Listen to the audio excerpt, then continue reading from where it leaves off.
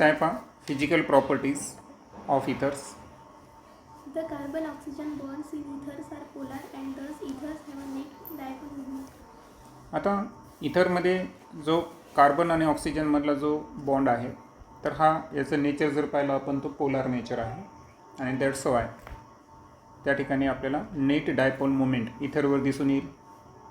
The weak polarity of ethers do not appreciably affect their boiling points, which are the comparable to those of the alkanes of the comparable molecules masses, but are much lower than the boiling points of the alcohols, as shown in following cases. आता एक लक्षात घ्यायचं आहे की इथरमध्ये जी polarity आहे ही जरी weak असेल पण ते त्याच्या बॉइलिंग पॉईंट्सवर फारसा परिणाम करत नाही. आणि ओव्हरऑल जर पाहिलं आपण तर एखादा अल्केन घेतला आपण की ज्याचा आणि इथरचं मॉलिक्युलर मास जवळपास कसा असेल सारखा असेल तर अशा वेळेस त्याचा जो बॉइलिंग पॉईंट आहे तर हा थोडासा लोअर असणार. Okay, but much lower than the boiling point of alcohol. म्हणजे याचा अर्थ की अल्केनचा आणि इथरचा बॉइलिंग पॉईंट जवळपास सारखा असणार, मात्र अल्कोहोलपेक्षा टू मच, कारण अल्कोहोलमध्ये काय प्रेझेंट आहे हायड्रोजन बॉन्डिंग, बरोबर. आणि ओव्हरऑल जर पाहिलं आपण तर कम्पॅरेबल मॉलिक्युलर मास जवळपास सारखा असताना अल्केनचा बॉइलिंग पॉईंट एन पेंटेनचा किती आहे 309.1, जेव्हा की इथॉक्झी इथेनचा किती घेतला आपण या ठिकाणी 307.6, ऑलमोस्ट सारखं आहे. इथरचं अल्केनपेक्षा थोडंसं स्लाइटली कमी आहे, परंतु अल्कोहोलपेक्षा खूप जास्त आहे है ना, खूप जास्त कमी आहे, खूप कमी आहे. कारण ब्युटेनॉलचं जर पाहिलं आपण तर 390 kelvin almost. The large difference in boiling points of alcohols and ether is due to the presence of the hydrogen bonding in alcohols. आणि अल्कोहोलमध्ये हायड्रोजन बॉन्डिंग प्रेझेंट आहे आणि त्यामुळे अल्कोहोलचा बॉइलिंग पॉईंट हा इथरपेक्षा खूप जास्त आहे. The miscibility of ethers with water resembles those of the alcohols of the same molecular mass. आता miscibility जर पाहिली आपण इथरची वाटरमध्ये तर जशी resemble to those of alcohols of same molecular mass, म्हणजे मॉलिक्युलर मास सेम असणारा अल्कोहोल ज्या प्रमाणात पाण्यामध्ये विरघळतो तितक्याच प्रमाणात इथरसुद्धा विरघळतात.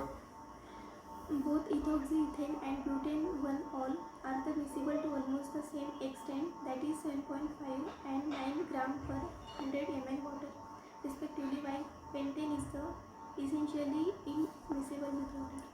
आता वॉटरमध्ये मिसेबिलिटी आपण आता सांगितलं की इथर आणि अल्कोहोल यांची ऑलमोस्ट सारखी आहे. त्याचं एक्झाम्पल इथं सांगितलेलं आहे की इथॉक्झी इथेन हा जो इथर आहे ना तर हा 100 ml वॉटरमध्ये तो किती पर्सेंट आहे 7.5 जो आहे, तर एवढ्या एक्सटेंटपर्यंत तो वॉटरमध्ये मिसिबल आहे. आणि सेम मॉलिक्युलर मास असणारा ब्युटेन-1-ol जर घेतला तर तो किती ग्राम आहे 9 ग्राम इतक्या एक्सटेंटपर्यंत तो वॉटरमध्ये काय आहे मिसिबल आहे. परंतु तेच आपण एखादा अल्केन घेतला जसं की त्यांच्याच तुलनेमध्ये जर पेंटेन जर घेतला तर हा मात्र वॉटरमध्ये कसा आहे इमिसिबल आहे. म्हणजे हायड्रोकार्बन जर पाहिलं आपण तर इमिसिबल आहे. अल्कोहोल आणि इथर कसे आहेत ऑलमोस्ट सेम एक्सटेंटला ते मिसिबल आहेत वॉटरमध्ये. Can you explain this observation? This is due to the fact that just like alcohols, oxygen of ether can also form hydrogen bonds with water molecule as shown. आता इथे एक गोष्ट essential लक्षात ठेवायची आहे की वरती आपण पाहिलं की अल्कोहोलमध्ये हायड्रोजन बॉन्डिंग आहे परंतु इथरमध्ये हायड्रोजन बॉन्डिंग नाही आहे, त्याच्यामुळे बॉइलिंग पॉईंट अल्कोहोलचा खूप जास्त होता. पण इथरचं एक वैशिष्ट्य आहे की जरी त्याच्यामध्ये हायड्रोजन बॉन्ड प्रेझेंट नसेल मात्र तो वॉटरसोबत काय तयार करू शकतो हायड्रोजन बॉन्ड तयार करू शकतो आणि म्हणून तो वॉटरमध्ये इतक्या लार्ज एक्सटेंटमध्ये मिसिबल आहे. आणि म्हणून इथं तुम्हाला स्पष्ट सांगितलं आहे की जसे अल्कोहोल आहेत तसेच इथरमधला ऑक्सिजनसुद्धा वॉटरसोबत काय तयार करतो या ठिकाणी हायड्रोजन बॉन्ड तयार करतो. जसं की इथं तुम्हाला एक्झाम्पलमध्ये दाखवलेलं आहे पहा की ROR आहे इथरचा जनरल फॉर्म्युला आणि हा H2Oचा फॉर्म्युला. तर काय झालं बरं आता इथं की वॉटरमधला एक हायड्रोजन आणि इथरमधला ऑक्सिजन या दोघांमध्ये तुम्हाला काय दिसेल या ठिकाणी इंटरमॉलिक्युलर हायड्रोजन बॉन्डिंग दिसेल, बरोबर. आणि ही हायड्रोजन बॉन्डिंग तयार करण्याची क्षमता इथरमध्ये असल्यामुळं तो वॉटरमध्ये कसा आहे मिसिबल आहे. हे त्याच्या मागचं रिझन. आता हे फिजिकल प्रॉपर्टीज लर्न केल्यानंतर आता आपण बोलूया केमिकल रिॲक्शन संदर्भात. Cleavage of CO bond in इथर. Ethers are the least reactive of the functional groups. आता जेवढे काही आपण फंक्शनल ग्रुप स्टडी करणार आहोत यामध्ये सर्वात लिस्ट रिॲक्टिव्ह कोण आहेत? इथर्स आहेत. The cleavage of carbon-oxygen bond in ethers takes place under drastic condition with excess of the hydrogen atoms. आता इथरमध्ये जर कार्बन ऑक्सिजन यामधला बॉन्ड जर आपल्याला ब्रेक करायचा असेल तर याला फार ड्रॅस्टिक कंडिशन लागते, म्हणजे फार एक विशेष कंडिशनमध्येच हे होतं. जसं की इथं एक कंडिशन दिलेली आहे की एक्सेस ऑफ हायड्रोजन हॅलाइड्स. तर हायड्रोजन हॅलाइड्स जर एक्सेस म्हणजे लार्ज अमाऊंटमध्ये जर अवेलेबल असतील तरच या ठिकाणी जो कार्बोनिल बॉन्ड आहे त्याचं क्लेवेज होतं. आता The reaction of dialkyl ether gives two alkyl halide molecules. आता डायअल्किल इथर जे आहे तर याची रिॲक्शन आपल्याला काय देते? 2 अल्किल हॅलाइड्स देते. ते कशा पद्धतीनं? तर ती रिॲक्शन 2 टप्प्यामध्ये येतात. पहिल्या टप्प्यामध्ये काय होतं की आपण इथर घेतला ROR. तर यामध्ये काय होतं की सर्वात अगोदर जर आपण समजा अशा पद्धतीनं बॉन्ड ब्रेक केला तर पहिला R जो आहे अल्किल ग्रुप हा हॅलोजनसोबत का तयार करतो? अल्किल हॅलाइड तयार करतो. आणि दुसरा जो RO ग्रुप आहे हा हायड्रोजनसोबत का तयार करतो? ROH म्हणजे प्रायमरी अल्कोहोलचं फॉर्मेशन करतो. तर हा झाला आपला पहिला अल्किल हॅलाइड्स. आता जो पहिल्या रिॲक्शनचा प्रोडक्ट होता ROH म्हणजे अल्कोहोल, प्रायमरी अल्कोहोल, याची पुन्हा रिॲक्शन कोणासोबत होते? हायड्रोजन हॅलाइडसोबत होते, कारण आपल्याकडे एक्सेस प्रेझेंट आहे. मग इथं काय होतं? इथं एक्सचेंज होतं. एक्सचेंज होताना काय होतं की R आणि X हे एका ठिकाणी येतात, म्हणजे RX आणि H आणि OH हे काय तयार करतात? H2O तयार करतात. तर हा झाला आपला दुसरा अल्किल हॅलाइड्स. आणि म्हणून 2 टप्प्यामध्ये का होईना परंतु ओव्हरऑल आपल्या रिॲक्शनचा ट्रेंड काय होता की डायअल्किल इथरची रिॲक्शन ही एक्सेस हायड्रोजन हॅलाइडच्या प्रेझेन्समध्ये आपल्याला 2 अल्किल हॅलाइड्स देऊन जाते. Alkyl arynes ethers are cleaved at the alkyl oxygen bond due to the more stable aryl oxygen bond. आता जर आपण ॲरोमॅटिक इथर घेतले म्हणजे अल्किल ॲरिल इथर, ओके, जसं की इथं एक काय रिॲक्शनमध्ये जर पाहिलं आपण तर आपल्याकडे एक अल्किल ग्रुप प्रेझेंट आहे आणि एक ॲरिल ग्रुप प्रेझेंट आहे, बरोबर ना? तर याला आपण अल्किल ॲरिल इथर म्हणू. तर यामध्ये आपल्याला जर क्लेवेज करायचं असेल अल्किल ऑक्सिजन बॉन्डचं RO, ओके, क्लेवेज कुठं करायचं आपल्याला? अल्किल ऑक्सिजन बॉन्डचं. तर cleavage at the alkyl oxygen bond due to the more stable aryl oxygen bond. म्हणजे ब्रेक काय व्हायला हे एक महत्त्वाचं आहे. म्हणजे R आणि O मधला बॉन्ड ब्रेक होतो का O आणि बेंझिन रिंगमधला बॉन्ड ब्रेक होतो? तर आन्सर काय आहे? R आणि O यामधला बॉन्ड ब्रेक होतो. कारण ॲरिल आणि ऑक्सिजन हा जो बॉन्ड आहे हा कसा आहे या ठिकाणी? मोर स्टेबल आहे. आणि मोर स्टेबल असल्यामुळं हा बॉन्ड ब्रेक होत नाही. आणि तुम्हाला ते पण माहिती आहे पार्शियल डबल बॉन्ड कॅरेक्टर्स वगैरे सुद्धा ते फील करतं. आणि दॅट्स वाय अल्किल आणि ऑक्सिजन यामधला बॉन्ड ब्रेक होतो. The reaction yields phenol and alkyl halide. आणि मग आता काय होतं की याही रिॲक्शनमध्ये अल्किल हॅलाइड्स होतो, परंतु इथं किती असणार? फक्त एकच असणार, कारण अल्किल ग्रुप एक आहे ना, वरती 2 होते. मग हा R काय करतो? X सोबत RX म्हणजे अल्किल हॅलाइडचं फॉर्मेशन करतो आणि हायड्रोजनची शिफ्टिंग ही ऑक्सिजनकडे होऊन बेंझिन रिंगला OH अटॅच होतो, जो आहे बेन्झिल अल्कोहोल, ज्याला आपण फिनॉल म्हणतो. Ethers with two different alkyl groups are also cleaved in the same manner. आता इथर जर अनसिमेट्रिक असेल, आत्तापर्यंत आपण सिमेट्रिकबद्दल बोललो, पण अनसिमेट्रिक इथर अर्थातच डिफरंट 2 अल्किल ग्रुप आहे. एक आहे R आणि दुसरा आहे R'. तर याला आपण अनसिमेट्रिक अल्किल इथर म्हणू. तर याची रिॲक्शन जेव्हा हायड्रोजन हॅलाइडसोबत होते तर या ठिकाणी सुद्धा एक अल्किल हॅलाइडचं फॉर्मेशन होईल, म्हणजे R जो आहे तो X सोबत रिॲक्ट होऊन, ओके, सो एक R हा हॅलाइडसोबत काय तयार करतो? हायड्रोजन हॅलाइडचं फॉर्मेशन करतो. आणि जे R'O आहे तर हा या ठिकाणी H सोबत कशाचं फॉर्मेशन करतो? अल्कोहोलचं फॉर्मेशन करतो. The order of reactivity of hydrogen halide is shown as follows. आता प्रश्न असा आहे की ठीक आहे, आता हायड्रोजन हॅलाइडसोबत हे एक्सेस अमाऊंटमध्ये जर असतील तर लिस्ट रिॲक्टिव्ह असणारे इथरसुद्धा या ठिकाणी रिॲक्शन केली, मग यांच्यामध्ये रिॲक्टिव्हिटी ऑर्डर कोणत्या हॅलोजनसोबत कसा आहे? तर यामध्ये स्पष्ट लक्षात ठेवायचं की हायड्रोजन आयोडाईडची रिॲक्शन सर्वात फास्ट होते है ना इथरसोबत, त्यापेक्षा लेस HBr, त्यापेक्षा लेस HCl. The cleavage of ethers takes place with concentrated HI or HBr at high temperature. आणि याच्यात पुन्हा एक ॲडिशन इन्फॉर्मेशन सांगितली की हायड्रोजन आयोडाईड किंवा हायड्रोजन ब्रोमाइड हे आपल्याला कॉन्सन्ट्रेट फॉर्ममध्ये पाहिजे, टेम्परेचर हाय पाहिजे. एवढ्या सिच्युएशनमध्येच इथरचं काय घडून येतं, त्या ठिकाणी क्लेवेज घडून येतं.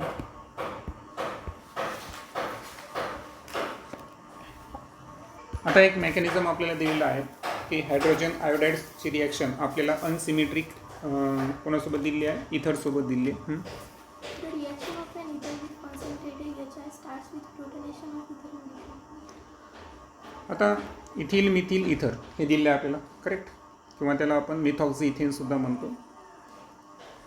आता यामध्ये काय होणार की मेकॅनिझम जर पाहिला आपण तर सर्वात अगोदर कॉन्सन्ट्रेटेड HI सोबत रिॲक्शन होत असताना इथे एक पॉईंट वापरलेला आहे की इथर मॉलिक्यूलचं सर्वात अगोदर काय होतं, प्रोटोनेशन. आणि प्रोटोनेशनची शिफ्टिंग तुम्हाला माहिती आहे की H जो आहे हा ऑक्सिजनकडे H+ है ना, हा प्रोटॉन या ठिकाणी येणार, आणि जो निगेटिव्ह पार्ट आहे I- तो या ठिकाणी आपल्याला बाय प्रॉडक्टमध्ये घ्यायचा आहे. तर याला म्हणायचं फर्स्ट स्टेप. आता ही रिॲक्शन कशी दाखवली बरं, इथं रिव्हर्सिबल दाखवलेली आहे. सो सर्वात अगोदर इथरचा जो मॉलिक्यूल आहे त्याचं काय झालं, या ठिकाणी प्रोटोनेशन झालं.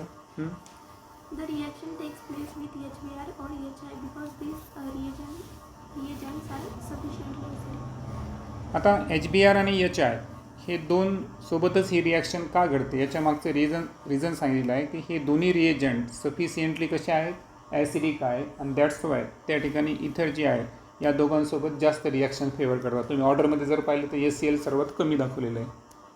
Step 2. Iodide is a good nucleophile.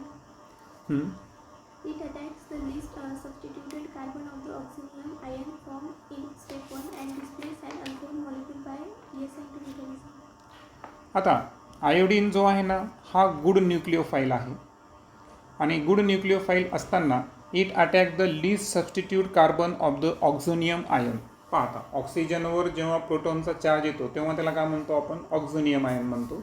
तर ऑक्झोनियम आयनला एक कार्बन असा अटॅच आहे की ज्याच्याकडे लेस नंबर ऑफ कार्बन ॲटम आहे आणि दुसऱ्याकडे जास्त आहे. तर आयोडीन कशाला फेवर करतो, तर कशाला फेवर करतो की जिकडे कार्बनची संख्या कमी असेल, लीस्ट सबस्टिट्यूट जो कार्बन आहे त्याला तो अटॅच होतो स्टेप 1मध्ये, and displace and alcohol molecule by SN2 mechanism. आणि SN2 मेकॅनिझमनं हा काय करतो, OHला डिस्प्लेस करतो. कारण OH निगेटिव्ह पार्ट जो आहे तर हा ज्याच्याकडं कार्बनची नंबर जास्त होते त्याला OH सोबत तो रिॲक्ट करून त्यानं काय केलं, या ठिकाणी डिस्प्लेस केलं. आणि दॅट्स वाय इथं CH3I बरोबर आहे. आयोडीननं काय केलं, लिस्ट कार्बनवर अटॅक केला ॲज अ गुड न्यूक्लिओफाईल म्हणून. त्यानंतर आणि हा जे अल्कोहोलचा पोर्शन होता इथं बॉन्ड ब्रेक झाला आणि अल्कोहोलला त्यानं काय केलं, या ठिकाणी डिस्प्लेस केलं. अल्कोहोलचं डिस्प्लेसमेंट हे कोणत्या मेकॅनिझम दाखवलं तुम्हाला, SN2 मेकॅनिझमनं दाखवलेलं आहे. Thus, in the cleavage of mixed ethers with two different alkyl groups, the alcohol and alkyl iodine forms depend on the nature of alkyl groups. आता त्याच्यातही तुम्हाला माहिती आहे की OH हा लेस नंबर ऑफ कार्बनला अटॅच होतो, म्हणून तिथं क्लिअर सांगायची गरज नाही. सो ओव्हरऑल काय झालं की जेव्हा ही मिक्स इथरचं क्लेवेज होतं तर अशा वेळेस दोन डिफरंट ग्रुप्स त्या ठिकाणी प्रेझेंट असतात, आणि दॅट्स वाय एक अल्कोहोल आणि दुसरा अल्किल आयोडाईड यांचं फॉर्मेशन होतं. मग आता कोणत्या अल्कोहोलचं आणि कोणत्या अल्किल आयोडाईडचं फॉर्मेशन होईल हे कशावर डिपेंड आहे, nature of alkyl group. When primary or secondary alkyl groups are present, it is the lower alkyl group that forms alkyl iodide plus into reaction.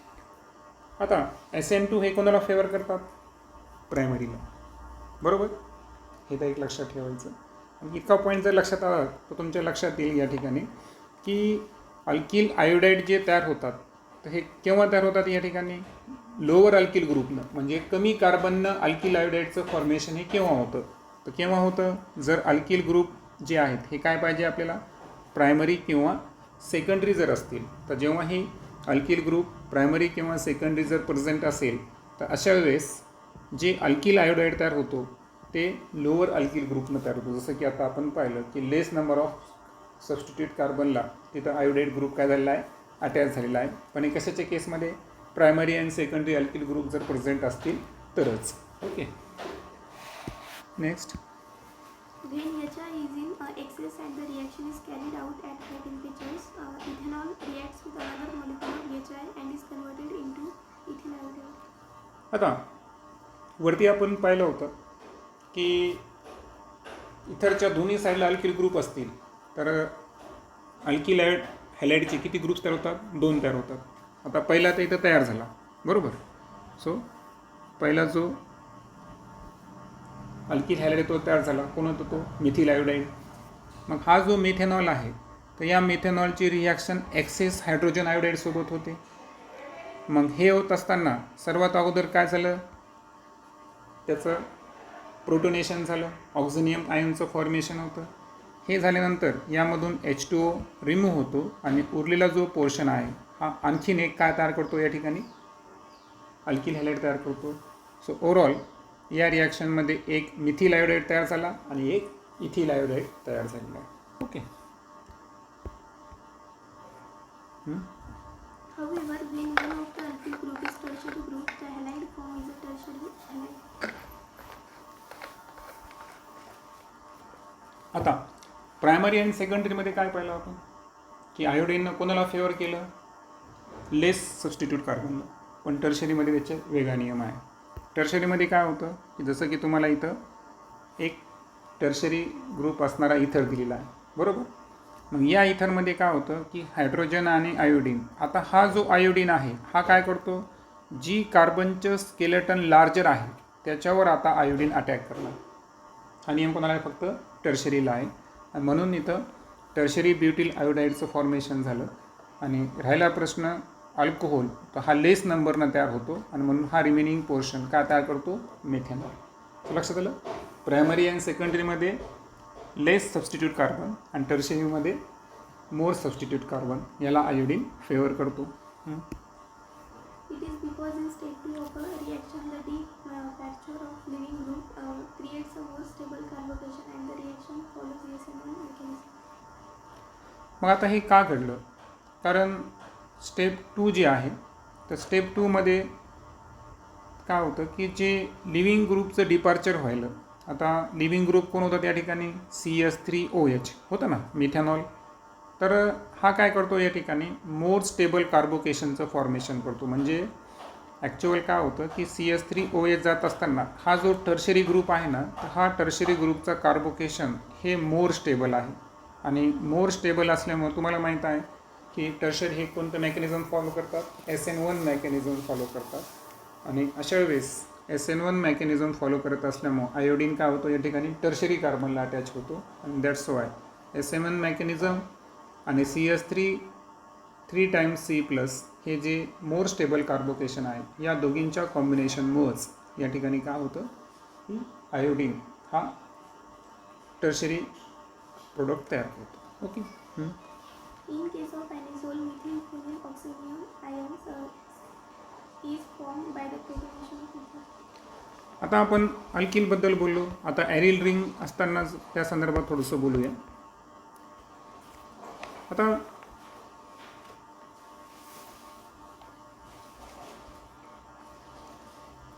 ते आणखीन एक रिॲक्शन राहिली आपली डिस्कस करायची, की वरती काय झालं होतं की टर्शरीमध्ये जेव्हा ऑक्झिनियम आयनचं फॉर्मेशन झालं इथरचं, तर ती स्लो स्टेप आहे की ज्यामध्ये इथं टर्शरी कार्बोकेशनचं फॉर्मेशन झालं. पण हे टर्शरी कार्बोकेशन कसा होता, मोर स्टेबल होता.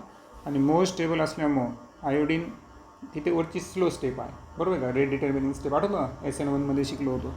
आणि मग इथं काय होणार, म्हणजे अगोदर बॉन्ड ब्रेकिंग आणि त्यानंतर बॉन्ड मेकिंग हे सेपरेट. तिथं जर पाहिलं आपण तर simultaneously bond making and breaking होती, बरोबर आहे का, SN1-2मध्ये. पण SN1मध्ये तसं आहे का, नाही. मग इथं आयोडीन या ठिकाणी काय व्हायला, टर्शरी कार्बनला अटॅच होतो आणि ते वरचे रिॲक्शनचा आपण मेकॅनिझम इथे दिलेला आहे. आता ॲनिझोल संदर्भात जर पाहिलं आपण तर जे मिथिल फिनिल ऑक्झोनियम आयन आहे तर हा काय करायला या ठिकाणी की प्रोटोनेशन झाल्यावर अशा पद्धतीचं स्ट्रक्चर या ठिकाणी तयार होतं. आता हे स्ट्रक्चर समजून घेताना वाटल्यास आपण काय करू, इथं थोडंसं ड्रॉ करू. तर पहा, आपली ही बेंझिनची रिंग आहे बरोबर. आता या बेंझिनच्या रिंगला O आणि CH3 अटॅच आहे बरोबर. सो इथिल फिनिल इथर आपण घेतलं. आता जेव्हा काय होतं, आता यामध्ये जेव्हा रिॲक्शन हायड्रोजन आयोडाईडसारखा अल्किल हायड्राईड्स आपण घेतला तर अशा वेळेस जे कार्बोकेशन आहे तर ते कार्बोकेशन कसं असणार, म्हणजे जे ऑक्झोनियम आयन तयार व्हायला तर पहा O जे आहे तर त्याच्यावर प्लस चार्ज येतो बरोबर. कारण याला फक्त CH3 अटॅच आहे का, नाही, तर याला कोण अटॅच आहे या ठिकाणी, Hसुद्धा अटॅच आहे बरोबर. म्हणजे अगोदर या ठिकाणी हा बॉन्ड ब्रेक होतो. मग आता इथं काय झालेलं आहे, इथरचं प्रोटोनेशन झालेलं आहे, ऑक्झोनियम आयन तयार झाला म्हणून इथं शब्द वापरलेला आहे की अशा प्रकारचं ऑक्झोनियम आयन हे ना, त्याला मिथिल फिनिल ऑक्झोनियम आयन म्हणून, की जे कशापासून तयार झालेलं आहे, हे जे स्ट्रक्चर आहे याला ॲनिझोल म्हणायचं. आणि ॲनिझोलपासून हे जे आयन आहे वाटल्यास याला नाव द्यायचं आपण मिथिल फिनिल ऑक्झोनियम आयन. ओके, तर याचं फॉर्मेशन झालं या ठिकाणी. आता होतं काय यामध्ये की जे OCH3 बॉन्ड आहे, ओके पहा the bond wattless The bond between OCH3 is weaker than the bond between OC6CH5 because the carbon of phenyl group is the sp2 hybridized and there is a partial double bond character. आता या अगोदर पण पाहिलं आपण की CH3O मधला bond break होतो का बेंझिन रिंग याच्यामधला बॉन्ड ब्रेक होतो. तर आता तुम्हाला माहिती आहे की हे कार्बनचं हायब्रिडायझेशन कोणतं आहे, sp3, जेव्हा की बेंझिन रिंगच्या कार्बनचं हायब्रिडायझेशन कोणतं आहे, sp2. हे जे sp2 कार्बन आहे हा काय फील करतो या ठिकाणी, पार्शियल डबल बॉन्ड कॅरेक्टर करतो आणि त्यामुळं हा मोर स्टेबल आहे. आणि मोर स्टेबल असल्यामुळं बॉन्ड ब्रेक कोणता होणार, हा बॉन्ड या ठिकाणी ब्रेक होणार. आणि म्हणून OCH3 बॉन्ड जो आहे हा विकर बॉन्ड आहे OC6H5 पेक्षा. आणि त्याचं रिझन त्यांनी दोन्ही सांगितले की sp2 हायब्रिडाइज कॅरेक्टर या कार्बनवर प्रेझेंट आहे बेंझिन रिंगच्या, आणि तिथं आणखीन काय प्रेझेंट आहे, पार्शियल डबल बॉन्ड कॅरेक्टर. आणि त्यामुळे त्या ठिकाणी OCH3 यामधला बॉन्ड ब्रेक होणार. Therefore, the attack by ion breaks OCH3 bond to form CH3 ion.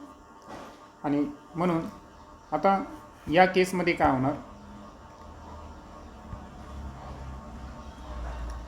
तर मग आता ही झाली इंटरमिजिएट स्टेप बरोबर. आता याच्या पुढची स्टेप काय असणार की जो आयोडीन आयन आहे तर हा कुठे अटॅक करतो, या ठिकाणी OCH3 बॉन्डवर अटॅक करतो आणि स्वतः CH3 सोबत. आता हा बॉन्ड ब्रेक झाला ना, मग आता कोण आहे, CH3I, म्हणजे मिथिल आयोडाईडचं फॉर्मेशन झालं. पुढे Phenols do not react further to give halides because the sp2 hybridized carbon of a phenol cannot undergo a nucleophilic substitution reaction needed for conversion to the halide. आता तुम्हाला म्हणलं होतं मी इथरमध्ये जर दोन्ही alkyl group असतील तर 2 अल्किल हॅलाइड तयार होतात. पण जर एक ॲरिल असेल तर अशा वेळेस फक्त एकच अल्किल हॅलाइड तयार होतो. याचं मागचं रिझन आपण समजून घेतलं आहे. आणि म्हणून आता यामध्ये जो बाय प्रोडक्ट आहे पहा, आता हा जे वरचा CH3 आणि I ह्या दोघांनी का तयार केलं, मिथिल आयोडाईड तयार केलं. बेंझिनच्या रिंगला कोणी आता फक्त OH अटॅच आहे, म्हणजे या ठिकाणी बाय प्रोडक्ट जो आहे हा कोण आहे, फिनल आहे. आता या फिनॉलचं वैशिष्ट्य आहे की याच्यामध्ये sp2 हायब्रिडायझेशन आहे. त्यानंतर ते काय करत नाही, can not undergo nucleophilic substitution reaction. जरी तिथं एक्सेस काय प्रेझेंट आहे, हायड्रोजन आयोडाईड एक्सेस प्रेझेंट आहे ना, ऑलरेडी सांगितलं मी तुम्हाला की इथं ऑलरेडी एक्सेस याच्या प्रेझेंट असतो, हाय टेम्परेचर असतं. परंतु ते जरी असेल, परंतु फिनलचं जे हायब्रिडायझेशन आहे, पार्शियल डबल बॉन्ड कॅरेक्टर आहे आणि न्यूक्लिओफिलिक सबस्टिट्यूशन रिॲक्शन ते फेवर करत नाही. या गोष्टीमुळं इथं बेंझिन रिंगला घेऊन कोणता हॅलाइड तयार होतो का, नाही, बेन्झीन रिंगला घेऊन कोणताच हायलाईट तयार होत नाही, हे इथं लक्षात ठेवायचं. Give the fast question. Give the major products that are formed by heating each of the following ethers with HM. आता रिॲक्शन फार सोपी आहे, पण मला सांगा आता हे जे पहिला इथर आहे ते यामध्ये प्रायमरी किंवा सेकंडरी आहे. प्रायमरी किंवा सेकंडरी असेल तर आपल्याला माहीत आहे लेस सबस्टिट्यूट कार्बनला काय करायचं, आपल्याला आयोडीन अटॅच करायचं. पहिली रिॲक्शन तर संपली. दुसऱ्यामध्ये जर पाहिलं आपण तर एक प्रायमरी असेल पण दुसरा टर्शरी आहे. टर्शरी जर असेल तर टर्शरीला आपला आयोडीन अटॅच होतो, इथं दुसरी रिॲक्शन संपली. तिसरी रिॲक्शन जी आहे तर यामध्ये काय झालेलं आहे की बेन्झीनच्या 2 रिंग्स प्रेझेंट आहे CH2O मध्ये. दॅट्स वाय इथं आपल्याला काय करायचं आहे की तुम्हाला माहिती आहे की फिनॉलचं फॉर्मेशन हे कंपल्सरी आहे. कारण काय होतं की हा जो बॉन्ड आहे याच्यावर काय काय आहे sp2 आणि partial double bond character. So त्याची स्टॅबिलिटी कशी असते, मोर असते, आणि म्हणून बॉन्ड कार्बन आणि ऑक्सिजनचा ब्रेक होतो. आणि दॅट्स वाय इथं बेन्झीनच्या रिंगला जेव्हा CH2 अटॅच होईल अलॉंग विथ आय तर हा असेल आपला प्रोडक्ट, आणि बाय प्रोडक्ट पण आहे फिनॉल की जो फर्दर रिॲक्शन करत नाही. त्यानंतर घेऊ आपण electrophilic substitution. The alkoxy group is the ortho-para-directing and activates the aromatic ring towards electrophilic substitution in the same way as in phenol. जसं आपण फिनॉलमध्ये पाहिलं होतं तसंच इथं सुद्धा जो ॲलॉक्सी ग्रुप आहे म्हणजे बेन्झीनच्या रिंगला जो OR अटॅच असतो तर हा कोणता डायरेक्टिंग आहे, OP डायरेक्टिंग म्हणजे ऑर्थो अँड पॅरा डायरेक्टिंग. आणि so it activates the aromatic ring towards electrophilic substitution. जसं की तुम्ही यामध्ये पाहू शकता की जो निगेटिव्ह चार्ज आहे तो ऑर्थो पॅरा ऑर्थो डायरेक्टिंग होता, बरोबर. तिथे आपल्याला पार्शियल डबल बॉन्ड कॅरेक्टर पण दिसतील. आणि पुन्हा एकदा त्या ठिकाणी ही 5th नंबरची पोझिशन, हे आहे त्याचे रेझोनन्स स्ट्रक्चर. त्यानंतर पाहू आपण हॅलोजिनेशन. Phenyl alkyl ethers undergo usual halogenation in the benzene ring. For example, anisole undergoes bromination with bromine in ethanoic acid. Ethanoic acid even in the absence of the iron 3 bromide catalyst. आता phenyl alkyl ethers, okay, अर्थातच आपण example म्हणून ॲनिझोलचं उदाहरण घेतलं या ठिकाणी.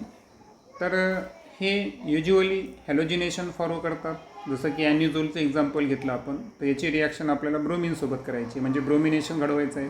तर आपल्याला काय केलं, आपण या ठिकाणी ब्रोमिन घेतला पण अलॉंग विथ काय घेतला या ठिकाणी, इथॉनिक ॲसिड घेतला. इथे लक्षात, सो इथे लक्षात ठेवायचं आहे की आपण जे ब्रोमिन घेतलेला आहे तो अलॉंग विथ इथॉनिक ॲसिड घेतला, परंतु या ठिकाणी एक कॅटलिस्ट अब्सेंट आहे असं ते सांगितले. आणि जो कॅटलिस्ट आपण अब्सेंट आहे तो कोणता आहे, फेरिक ब्रोमाइड है ना, आयर्न ब्रोमाइड म्हणू आपण त्याला. ऑक्सिडेशन स्टेट 3 असणारा कॅटलिस्ट जो आहे तो या ठिकाणी अब्सेंट असताना सुद्धा ही रिॲक्शन घडली. It is due to the activation of benzene ring by methoxy group. मग आता प्रश्न असा आहे की ही रिॲक्शन ॲनिझोलची जी घडली तर विदाऊट कॅटलिस्ट घडली, याच्या मागचं रिझन काय आहे. तर बेन्झीन रिंगला ॲक्टिवेट करणारा तिथं इथरमधला कोणता ग्रुप प्रेझेंट होता, मिथॉक्सी ग्रुप. म्हणजे हा जो OCH3 ग्रुप आहे ना तर हा ॲक्च्युअल बेन्झीन रिंगला काय करतो, ॲक्टिवेट करतो. आणि ॲक्टिवेट असल्यामुळं या ठिकाणी फर्दर रिॲक्शन घडून येते. Para-isomer is obtained in 90% yield. आणि इथं तुम्ही लक्षात ठेवायचं 100% की यामध्ये रिॲक्शनचा ट्रेंड कसा आहे की जरी इथं 2 प्रोडक्ट तयार होत असतील, पॅरा ब्रोमो ॲनिझोल आणि ऑर्थो ब्रोमो ॲनिझोल, परंतु यामध्ये हा जो मेजर प्रोडक्ट आहे तर हा जवळपास किती पर्सेंट तयार होतो, 90%, ओके. आणि उरलेला जो ऑर्थो पोझिशनचा आहे हा किती टक्के आहे, 10%, ओके. हा मायनर कंटेंटमध्ये तयार होतो. त्यानंतर घेऊ आपण Friedel-craft reaction. Anisole undergoes Friedel-Crafts reaction. That is, the alkyl and acyl groups are introduced at the ortho and para positions by reaction with alkyl halides and acyl halides in the presence of anhydrous aluminum chloride, Lewis acid as catalyst. आता दोन्ही reaction आपण समजून घेऊ direct. आता या ठिकाणी पहा बेन्झीनच्या रिंगला OCH3, okay. So ॲनिझोल आपल्याकडे आहे ज्याला आपण मिथिल फिनिल इथर म्हणतो. त्याची रिॲक्शन आपण जेव्हा CH3Cl, ओके. सो आपण सर्वात अगोदर अल्किल ग्रुपसोबत त्याची रिॲक्शन केली, बरोबर. तर अल्किल ग्रुपसोबतची रिॲक्शन ही आपल्याला एक लेविस ॲसिडच्या प्रेझेन्समध्ये करायची. त्याचं नाव आहे anhydrous aluminium chloride and in presence of carbon disulphide. तर यामध्ये काय झालं की हा जो CS3 ग्रुप आहे, तर हा CS3 ग्रुप कुठं कुठं अटॅच झाला, ऑर्थो पोझिशनला एक, आणि त्यानंतर दुसरी पोझिशन कोणती आहे, पॅरा पोझिशन. आणि आताच आपण डिस्कस केलं होतं की जी पॅरा पोझिशन आहे हा प्रोडक्ट कोणता असतो, मेजर प्रोडक्ट असतो, आणि याचं नाव काय आहे, 4-मिथॉक्झी-टोल्युएन. ओके. आता हां, या ठिकाणी नंबरिंग माझ्याकडून चुकलेली आहे पहा. सो बेंझिनच्या रिंगला जर CS3 अटॅच असेल तर त्याला आपण टोल्युएन म्हणतो, आणि त्यामुळं नंबरिंग अशी नसणार. सॉरी, कारण CS3 ग्रुप प्रेझेंट असल्यामुळे इथं नंबरिंग पूर्णपणे चेंज होते, आणि that's why me numbering cancel करतो. जेव्हा हे CS3 ग्रुप इंट्रोड्यूस होतो तर नंबरिंग कुठून द्यायचं आपल्याला, CS3 पासून द्यायचं आहे, बरोबर. आणि सो 1 2 3 4. मग अटॅच होणारा ग्रुप कोणता आहे, मिथॉक्झी ग्रुप आहे ना, ज्याला आपण हे केलं. सो 4 नंबरला मिथॉक्झी ग्रुप आहे, म्हणून 4-मिथॉक्झी-टोल्युएन हा मेजर प्रोडक्ट झाला. आणि त्यानंतर इथं 2 नंबरला मिथॉक्झी ग्रुप आहे, सो 2-मिथॉक्झी-टोल्युएन हा कोणता आहे, मायनर. वरचे प्रमाणच पॅरा मेजर आणि ऑर्थो मायनर. दुसरी रिॲक्शन जी आहे तर यामध्ये जे ॲनिझोल आहे त्याची रिॲक्शन आपण ॲसिल क्लोराईडसोबत केली, बरोबर. Acetyl chloride CS3COCl. आता यामध्ये हा जो CS3CO ॲसिल ग्रुप आहे तर हा इथं बेंझिन रिंगला इथं अटॅच झाला. सेम कंडिशन आहे अनहायड्रस ॲल्युमिनियम क्लोराईड. इथे सुद्धा काय होणार की जो COCS3 आहे या ग्रुपला आपण काय करायचं आहे, 1 नंबर द्यायचा आहे, करेक्ट. आणि सो मिथॉक्झी ग्रुप सेकंड याच्यामध्ये मेजर प्रोडक्टमध्ये किती नंबरला आला, 4 नंबरला. सो तो आहे 4-मिथॉक्झी-ॲसिटोफेनोन. ओके. कारण C+OOच्यामध्ये CS3 आणि बेंझिन रिंग आली म्हणजे कीटोन ग्रुप झाला ना तो. सो त्याचं नाव काय आहे, 4-मिथॉक्झी-ॲसिटोफेनोन हा मेजर प्रोडक्ट झाला. आणि इथानिल क्लोराईडसोबत जे मायनर प्रोडक्ट तयार झाला तर तो आहे 2-मिथॉक्झी-ॲसिटोफेनोन. त्यानंतर nitration. Anisole reacts with a mixture of concentrated sulfuric and nitric acids to yield a mixture of ortho and para-nitroanisole. आणि फायनल रिॲक्शनमध्ये नायट्रेशन आपण पाहिलो. यामध्ये ॲनिझोलची रिॲक्शन आपण कोणत्या मिक्सचरसोबत केली बरं, कॉन्सन्ट्रेट सल्फ्युरिक ॲसिड आणि नायट्रिक ॲसिड.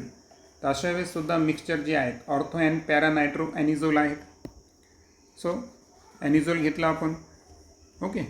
ॲनिझोलची रिॲक्शन H2SO4HNO3च्या प्रेझेन्समध्ये, तर इथं नायट्रो ग्रुप अटॅच झालेला आहे. आता हा जो नायट्रो ग्रुप आहे तर इथे जर पाहिला आपण तर 2 नंबरला, आणि इथे जर पाहिला आपण तर 4 नंबरला. पॅरा पोझिशनला असणारा मेजर प्रोडक्ट असतो, so that's why it is a four nitro ॲनिझोल.